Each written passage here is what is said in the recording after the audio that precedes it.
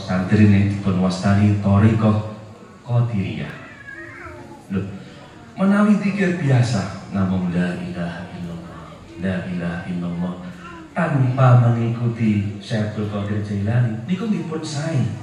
Ananging menawi zikir la ilaha illallah tapi dengan kaifiyah, dengan tata cara yang diajari Syekh Abdul Qadir Jailani, selayaknya kita niki sambung kalian sang guru.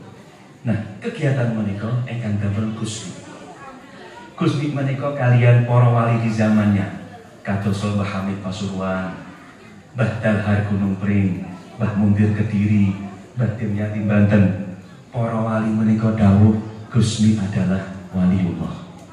Dados ingkang ngendikaken Gusmi wali nika sanes keluargane, sanes santrine, tapi para wali di zamannya. Kenapa? La ya'riful wali innal wali. Ingkang ngertos wali namung wali. Wali menika bukan jabatan, bukan derajat di hadapan manusia, ananging derajat di hadapan Allah. Maka yang tahu niku sama-sama yang dekat dengan Allah. Nah, Gusmi ngawontenaken acara menika ingkang intinipun ngajari kula panjenengan cara khusus untuk mendekat dhateng Allah. Lewat napa? Semaan Quran, dzikrul ghafilin. Tidak semua wali dalam kegiatannya teniki. Banyak wali besar, tapi tidak semua meninggalkan kegiatan ubudiyah dhateng masyarakat. Gusmi dalam kegiatan menika ingkang sak menika sampun sumrambah nggih. Sumatera, Kalimantan, Pulau Bali, Papua, bahkan beberapa daerah di luar negeri, kados saking Hong Kong, Taiwan, Korea. Nah, estunipun dalu menika kawula acara menika 3 sepindah datang makam punya ini kaping kalih kawula ngimami online jamaah Taiwan, kaping 3 sowan panjenengan teng Blitar niki. Nah, kawula alhamdulillah kalian bola-bola menika dipun ancam Gus, jenengan boten rawuh, jenengan badhe kula satru. Oh nggih. Akhire kula turut sowan dhateng panjenengan. Kathahipun ingkang derek kegiatan menika ugi menimbulkan problem baru. Salah satunya Dek kapan iki enten rencang ingkang lapor kawula, Gus, kula nembe ngonangi jamaah panjenengan niki nakal. Kula nembe ngonangi jamaah panjenengan nakal, Gus. Pripun komentar panjenengan? Kawula namung saged matur ngeten nggih. Memang sebagian besar penderek semaan Quran di Guru Ghafilin niki adalah tiang-tiang ingkang tasik berproses. Proses menuju baik belum menjadi baik. Bahkan termasuk menikah, yang pengajian menikah, semua tasik proses untuk menjadi baik. Tapi kalau lagi selalu melakukan bola-bola ini, ikhtiar kita secara syariat, kita berusaha semaksimal mungkin untuk nepi semua kemungkaran ingkang biasa kita lampahi. Semaksimal mungkin apapun bentuknya itu. Kita jauhi kemungkaran ingkang biasa kita lampahi. Tapi kok seandainya boten mampu, ini kan kalau pesan ini penting sangat. Pertama, jangan sampai merugikan orang lain. Jangan sampai merugikan orang lain. Niku pripun cara praktekipun? Cara seandainya nakal ampun teng griya jenengan pindah teng alas. Terus budi mari. Karena itu bagaimanapun gitu, dosa datang Allah nyuwun sewu gitu. Kita tobat nyuwun ngapura, Allah Maha Pengampun. Tapi kok seandainya pas kita nakal, kok kita merugikan orang lain, konsekuensinya akan panjang. Dari masalah hukum positif di Indonesia gitu, penjara menanti. Ini hukum positif. Dari masalah dosa tenggiri piantun sanes, masya Allah. Kadang tiani disuni sepuro ke amere luar biasa. Lalu apa mboten? Ingkang kaping kalih ngasal kok pesen nggih. Jangan sampai ajak-ajak tiang itu. Lek nakal dhewe. Tapi mungkin kula panjenengan kanthi keberkahan acara niki dipun pikak manah diparingi enteng nepi sedaya kemungkaran, sedaya kebaliman dhateng piantun sanes dipun paringi hasanah fid dunya, hasanah fil akhirah. Kawula menika menawi sowan dateng ajaran ngeten iki sering sekali damel sarung ingkang bernuansa batik. Ngantos saking seringe enten jamaah menika nggih guyoni kawula, Gus. Panjenengan iki kok hari-hari damel batik mawon kok boten gadah sarung lintune. Dan terus kawula gadah alasan. Kenapa kok kalau damel sarung batik? Alasan ingkang paling utama adalah untuk menunjukkan jati diri bangsa. Enten pepatah kuno ingkang sanjang enten. A people without knowledge of their past history and origin is like a tree without a root. Paham nggih? Manusia tanpa pengetahuan akan asal usul masa lalunya dan kebudayaannya itu bagaikan pohon yang tanpa akar. Pripun nasib pohon tanpa akar? Kenging angin doyo, kenging toyo longsor. Iki semanten kita ngeten iki. Kita yang dipun takdir dados umat muslim tapi saking Indonesia. Ingkang kita ambil adalah ajarannya, bukan budayanya. Niki kadoso dawe Bung Karno, sang proklamator ingkang dimakamkan di tanah Blitar niki. Pernah dawuh ngeten, jika kau jadi muslim, jangan jadi Arab-Araban, ambil ajarannya, bukan budayanya. Nah, semantun ugi kawula beberapa waktu kepengker angsal hadiah umroh. Ketika wonten Mekah Madinah kan boro-boro jaman menika sami damel jubah nggih. Kersane mirip kalian piantun Arab. Damel serban yang Arab ngoten niku. Kula tetep sarungan batik, tetep kopian hitam. Napa tujuane? Kersane tiyang niku sami semerep umat Kanjeng Nabi niku dari pelosok penjuru dunia. Niku pertama. Kaping kalih ketika kawula swanten makame Kanjeng Nabi, kersane Kanjeng Nabi niki mboten jumbuh. Iki rupane ke Arab, kok bajune kok jubah. Kersane langsung tenan iki wong adoh. Iki wong adoh. Ketika suat Kanjeng Nabi kawula matur, Kanjeng Nabi kawula dugi saking tanah yang jauh. Sowanten panjenengan nyunaken dhateng Allah, mugi-mugi Allah ngapura dosa-dosa kula niki Kanjeng Nabi. Kersanipun boten jumbuh. Iki pakaiane jubah tapi wajahe kok gak Arab. Mugi-mugi panjenengan sedaya dipun takdir saged sowan Mekah wal Madinah. Dipun paring kemudahan sekeluarga, kondisi sehat wal afiat secepatnya. Hadirin, kita ingkang dipun takdir lahir sebagai umat muslim niki, sebagai muslim ingkang bijak, pastilah menyadari bilih kesanten donya niki tidak selamanya. Hidup di dunia ini hanya sementara. Buktine napa? Mbah-mbah kita, mbah-mbah buyut kita ingkang rumiyin sareng-sareng kita sakniki pun boten enten. Cara umumipun dipun wastani sedo utawi meninggal dunia, termasuk Yesi Nuri ingkang nembe mawon kapundhut Allah. Nah, estunipun napa? Hidup begitu cepatnya, tapi kok sanjangi enten resiko akhirat yang menunggu. Kanjeng Nabi sampun dawuh, "Ju'ila lakumul abadu wa ilal intiqal." Awakmu kabeh menungso iki karo Allah diprogram untuk hidup selamanya.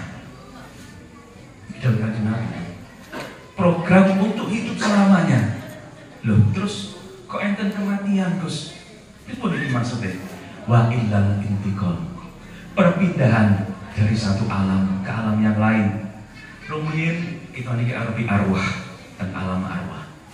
Berarti satu persatu dipindah ke alam rahim ibu. 9 bulan berlalu, satu persatu pindah ke alam dunia ingkang sakniki kita tempat. Dan niki bukan tempat terakhir kita. Bijan sing wonten malih namanya alam barzah, alam akhirat.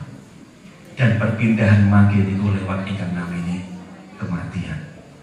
Lek tak mau pindah-pindah tok yang sewu sing boten masalah. Tapi timbul masalahnya kenapa? Nasib kita minjing di alam barzah, di alam kubur ditentukan perbuatan kita di dunia ini. Nah, niki kang repot. Teng donya pun angele kaya ngeten. Badhe maem mawon. Dal akhirat terbaik menawi kawula rangkum enten 3. Napa niku? Ampunan saking Allah, rahmatipun Allah, ridho saking Allah. Pertama, ampunan saking Allah. Nabi Adam niku namung gadahi dosa setunggal. Napa niku? Makan buah khuldi.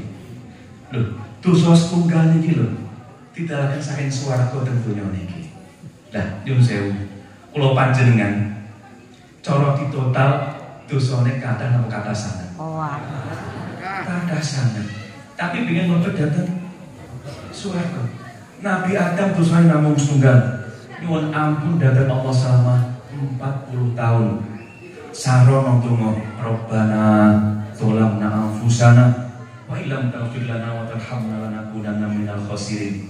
Selama 40 tahun ampun datang Allah atas satu dosanya baru diampuni. Lah kula panjenengan ingkang dosane kathah sanget, ingkang tasih gulung setiap hari, sebanyak apa kita nyuwun ampun datang Allah? Padahal bijak dan yaumul akhirah itu enten ingkang namine yaumul hisab, yaumul mizan. Di sana mangke kula panjenengan badhe ditimbang amal sae amal awone.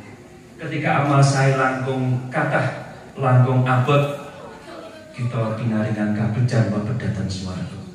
Kok amal awan kita langkung abot, langkung kathah, kita angsal ampes mlebet dhateng neraka. Nah, tapi semua ini tidak akan jadi masalah. Yaumul hisab, hari pertimbangan, tidak akan jadi masalah kalau kita mendapatkan ampunan saking Allah. Ini kunci yang pertama. Mendapatkan ampunan saking Allah. Terus pun caranya memperbanyak nyuwun ampun dhateng Allah. Astagfirullahaladzim, astagfirullahaladzim, astagfirullahaladzim. Kalau nanti dipun hati seorang jamaah, Gus, kula niki remen sangat dari kegiatan niki semaan Quran di Gurbo Philip. Tapi kula niki tasik remen nglampahi maksiat, Gus. Bahkan kula niku sami maido kula. Apa gunane awakmu melu semaan Quran? Kok cek maksiat ae. Akhirnya kawula mantul, Mas, berbahagia panjenengan jenengan sampun angsal hidayah kali. Hidayah yang pertama, jenengan ngraos kathah dosa. Niki permulaan yang baik. Hidayah kaping kali jenengan derek semaan Quran, derek zikir, menika hidayah saking Allah. Monggo terus panjenengan istiqomah sampai nanti suatu saat Allah gantikan kenikmatan dalam bermaksiat, Allah gantikan dengan kenikmatan di dalam taat. Mungkin termasuk kalau panjenengan ingkang dinten iki istiqomah dari kegiatan semaan Quran Ahad Wage daerah Sutojaya. Mugi-mugi estu Allah paring kegiatan lahir batin datang kita. Nabi sedaya maksiat mugi estu dipun takdir terus tiang ingkang bejo bidunya hadal akhirah. Lajeng begat akhir nomor kali rahmatipun Allah. Suatu ketika malaikat Jibril sowan dhateng Kanjeng Nabi Muhammad, lajeng matur, Kanjeng Nabi, di suatu tempat di bukit kecil di tengah lautan yang luas ada seorang hamba Allah ingkang beribadah selama 500 tahun. Di bukit itu Allah menemukan satu pohon yang berbuah setiap malamnya dan satu mata air yang ia gunakan untuk beribadah. Menjelang kematiannya sang hamba menika donga matur dhateng Allah, ya Allah, matikan aku dalam keadaan bersujud agar nanti di akhirat kau bangkitkan aku dalam keadaan bersujud pula. Singkat cerita, datanglah hari kiamat, Allah membangkitkan sang hamba ini dalam kondisi bersujud. Lajeng Allah matur, Allah dawuh dhateng para malaikat, "Hei malaikat, lebokno hambaku iki ke dalam surga karena rahmatku." Begitu barang rahmat, sang hamba niki rada rewel. Wong aku ki ibadah 500 tahun kok mlebu hanya dengan rahmati Allah. Rahmat niku maknane kasih sayang Allah. Protes sang hamba. Bila protes sang hamba, Allah tetap dawuh, "Hei malaikat, lebokno hambaku iki ke dalam surga karena rahmatku." pun kantong melebetok ke dalam surga. Sang hamba ini timbul keakuannya. Aku wis ibadah 500 tahun, kesel-kesel kok mlebu swarga mek krana kasih sayangin pangeran. Protes datang Allah, ya Allah, masukkan aku ke dalam surga karena ibadahku ya Allah. Akhirnya pun Allah niki nyembadani penyuwune sang hamba ini. Malaikat hisaben hambaku ini pun akhirnya pun timbul hisab. Ibadahnya yang 500 tahun dereng imbang kalian kenikmatan ingkang Allah berikan selama hidupnya 500 tahun. Akhirnya pun Allah dawuh, malaikat, lebokno hambaku ini ke dalam neraka. Akhirnya sang hamba nangis dan bengok, ya Allah, masukkan aku ke dalam surga karena rahmat-Mu ya Allah. Mlebet swarga niku murni keranten kasih sayangnya Allah. Duh, dan apa boten perlu ibadah kok Gus? Ibadah-ibadah ingkang kita lampahi, sholat 5 waktu, sedekah panjenengan, deres Quran. Derek semaan Quran ngeten iki minangka kita munduh rahmatipun Allah. Lajeng bekal ketiga, bekal terbaik untuk bekal datang akhirat penpinjam inggih menika ridhonipun Allah. Kadang kala ridhonipun Allah menika mangke wonten hal ingkang sepele kados Imam Ghazali pikantuk ridhonipun Allah ketika membiarkan lalat meminum tinta yang ia gunakan untuk menulis. Walas datang sedaya makhlukipun Allah. Kadangkala ridhonipun Allah nika manggen datang bektine anak datang tiang sepah kados Uwais Al-Qarni ingkang diangkat jadi wali. Pikantuk ridhone pangeran karena bektine datang itu. Terus budi boten bekti. Perjalanan saking Yaman datang Mekah Madinah yang jauhnya ratusan kilometer digendong lampah ibadah umroh cuman datang Kanjeng Nabi sedaya digendong. Bektine anak datang tiang sepah.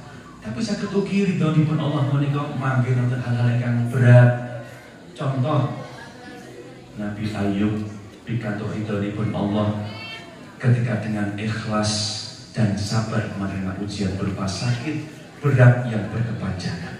Nah, kula panjenengan ingkang nderek kegiatan iki monggo dipun niati pados ampunane Allah, pados ridhonipun Allah, pados rahmati Allah.